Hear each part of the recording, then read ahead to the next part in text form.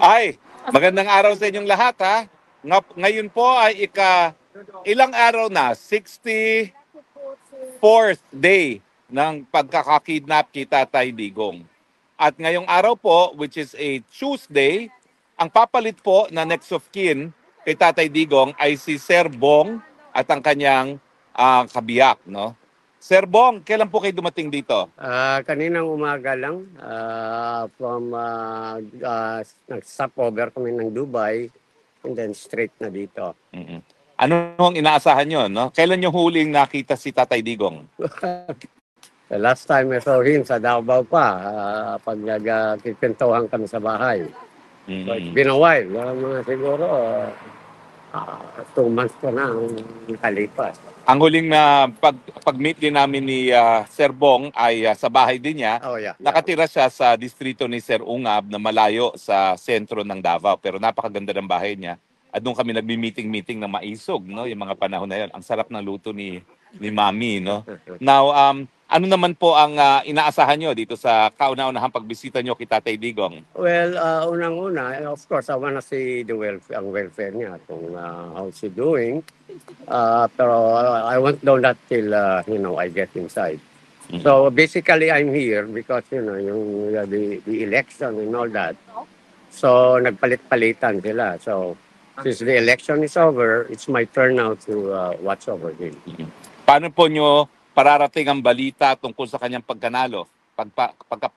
Well, Paano nyo i-describe yung kanyang pagkapanalo? It's an overwhelming, vote of the majority. I'd like to take this opportunity to all the supporters of the PRRD and of course the Dabaweños who are really solid na kinuhan siya sa overwhelming yung vote of confidence sa kanya. Oo. Ano naman po ang sasabihin nyo tungkol doon sa Duterte, no? At 5 naman po lumabas doon sa ating Duterte, no? Sa Duterte, I'm a little bit disappointed because I was really looking forward that Duterte would make it, but there are some siguro meron pa yung mga protest na whatever, but I will leave it to BP Sara. Well, sabihin nyo po ligtas na si BP Sara kasi 5 ang nanalo na sinuportahan natin kasama si Marcos, Aimee at saka si Villar. Tapos meron pang Robin Padilla, pang-6. Kailangan lang niya na 8 na hindi papabor sa impeachment, no? Sa 8, pwedeng panggalingan niya yung 2 magkapatid na Cayetano, yung 2 magkapatid na Estrada, meron pang Joel Villanueva, no? So meron na tayong 6 at posibleng 5 pa at meron pang Mark Villar, 6, no? So may posible pang 6 na hindi papabor, no, doon sa impeachment. Bukod doon sa 6 na sigurado na, no. So 8 lang kailangan natin, no, para mawala na impeachment. So mukhang makakahinga na si Tatay Digong. Sabihin mo, relax ka na, safe na si Sara from impeachment, no. Hindi na matatanggal 'yan, no. At least as a father, he would feel better, no? Yeah. Ma'am, ano pong mensahe nyo kay Tatay Digong? Nag-aantay lang kami sa iyo dito, PRRD. Katatag ka lang yan. Oo. Alam niyo po, 63rd day na. Ilang araw na ba? Tama ba? 63rd o 64th? 64 na. 64 days. Hindi po nawawala ng tao dito, no? At meron po tayong mga kasama dito ngayon. Ma'am, halik kayo kasi pupunta ngayon dito si Sir Bong. Saan po kayo galing, ma'am? Galing po kami sa Minnesota. Ay, nako, ang layo ha. Talagang dinayo niyo siya from Minnesota. Bakit po? Dinayo namin kasi si Tatay Digong ang mahal namin na presidente, pinakamabait at saka pro-poor. At saka hindi tayo hinahayaan noong siya pa ang presidente. Ma'am, ano po pangalan niyo? Luz Roslyn. Kasama Pero ko yung asawa ko niyo. dito. Oo. Pero Ma'am Roslyn, never niyo pa na-meet na personal si Tatay Digong, Hindi no? ko pa siya nakita, never met in person, pero kilala natin kasi siya ang presidente. At anong mensahe niyo? Dahil padadala ni Sir Bong ang mensahe niyo. Ang mensahe ko kay Tatay Digong, Tay, magmalig-on ka, Tay. Mahal na mahal ka namin. Kaya nandito kami. So, Tay, Sabihin niyo naiiyak si Roslyn. talagang ikaw lang talaga ang presidente na yung hindi pinabayaan ng mga Pilipino, safe kami sa sa admin mo, at saka pwede kami maglakad na yung safe, na hindi kami na worry na may mangyari. Sa totoo lang.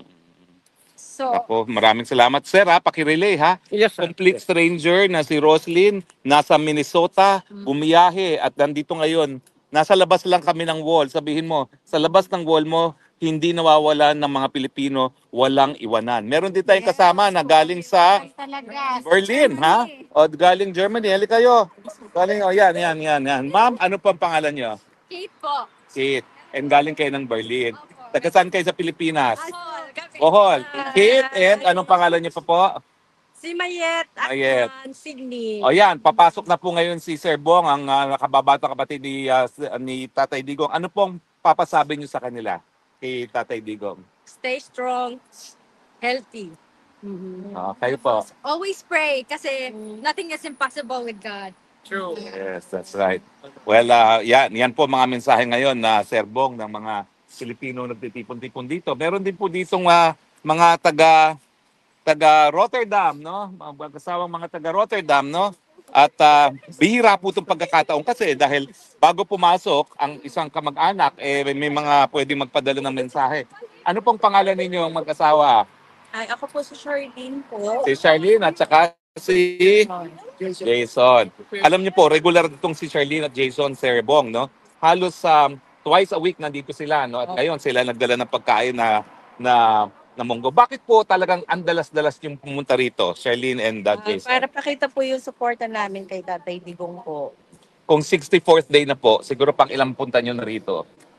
Siguro po mga 40 times na, 40 35 times. na rin Oo. po. Yan. Ni minsan hindi pa nami-meet in person si Tatay Hindi Digong. pa po. Pero bakit kayo sumusuporta kay Tatay Digong? Dahil nung una-una pa lang po, ang tatay ko, na po talaga suporta si Tatay Digong dahil ang tatay ko rin po ay retired police. Then Okay. sabi niya, gusto niya kung ano po yung plataforma ni Tatay Digong. Okay. Kailangan na pong umalis ni Sir Bong. Anong pasasabi nyo kay Sir Bong kay Tatay Digong galing sa inyong dalawang? Pakisabi po, magpakalakas po siya. Hinihintay po namin siya sa labas. Maraming salamat. Jason, your words to Tatay Digong para mapa-relay ni Sir Bong.